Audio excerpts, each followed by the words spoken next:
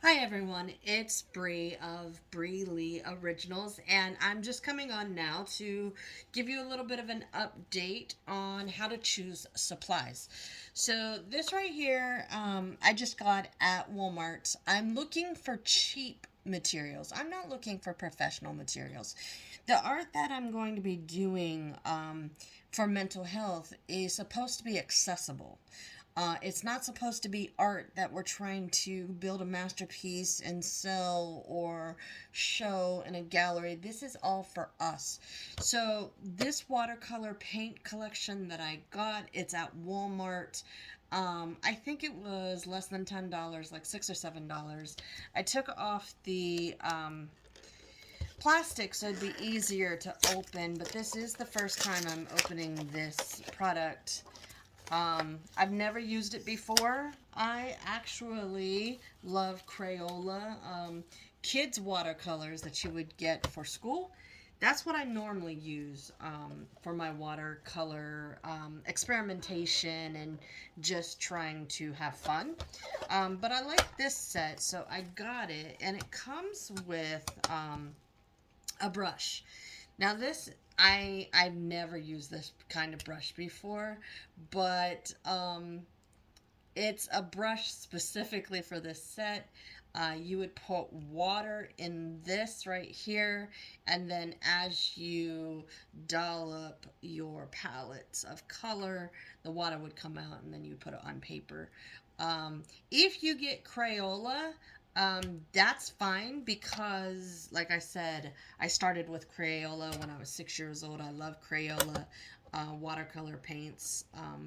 And that's fine. If you get this, that's fine. If you have other watercolor paint, that's fine. It's whatever is accessible to you. I'm just trying to show you some products to get you started if you're not sure. This right here, again, I got at Walmart. I can't remember the price. I don't think it was terribly expensive. Again, around maybe $8 to $12. This pad is textured watercolor paper. It's not extremely textured. You can definitely get better textured paper, but it does have a little bit of texture and grit, and I don't know if it really comes through or not because it's very, very slight. I've had much better pads of paper for watercolor, but I think this will do because, again, it's just for mental health and trying to be better. And I also want to say that if you want to do another project with me that I have planned, um, and this goes with the watercolor. Again, this is at Walmart. It's 54 cents a bottle. It's a 2 fluid ounce bottle. And so it's just apple barrel. I love apple barrel paints. I use them quite often. Um, and what I want you to do is I want you to look at the colors. Whatever mood, feeling, emotion that you want to paint, those are the colors that you're going to get. If you want to paint happiness, I would suggest yellows, oranges, light greens, um, even a medium red. Definitely, you would want white to accentuate. If you're going for something like I'm going for sadness. My mom will have passed 3 months tomorrow, and I've been crying all day so far. So I want to paint my sadness. I want to release some of that sadness through the watercolor and painting.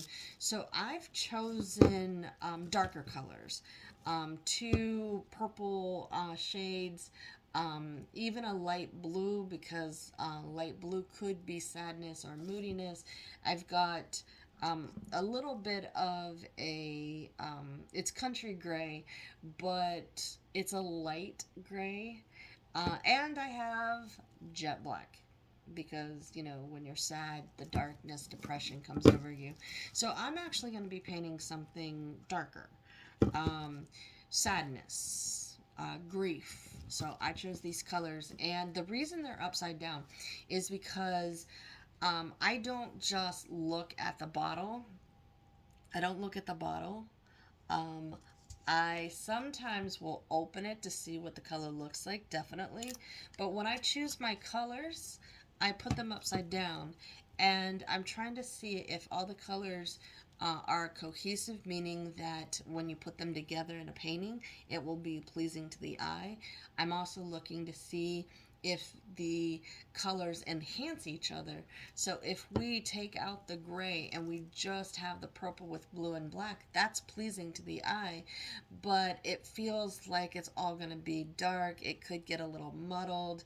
There's not very much extra color that's going to accentuate the darkness. However, this gray, which actually looks a little brown, when you put it in there, the colors pop a little bit more, and maybe that emotion that you're trying to paint will be expressed better.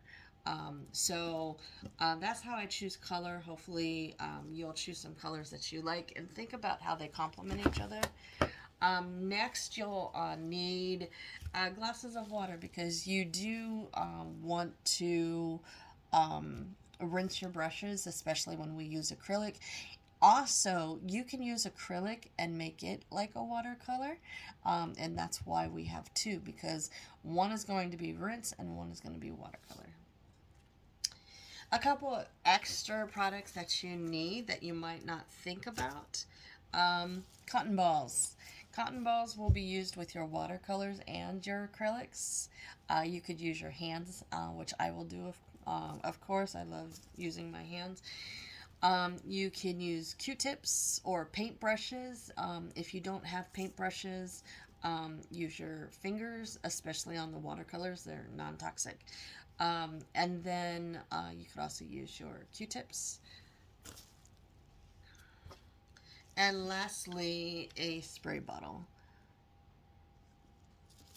so that you can spray your pieces and get that nice running water effect. All right, so when we bring the pieces back together,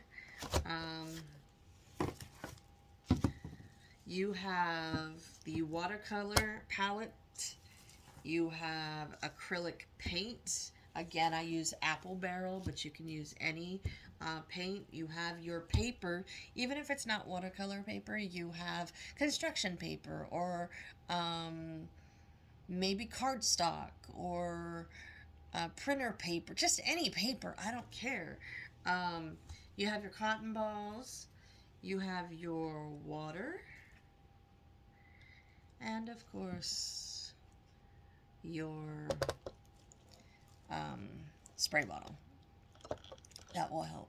So if you have any questions, leave comments for me. You can also DM me if you have any concerns or want personalized suggestions.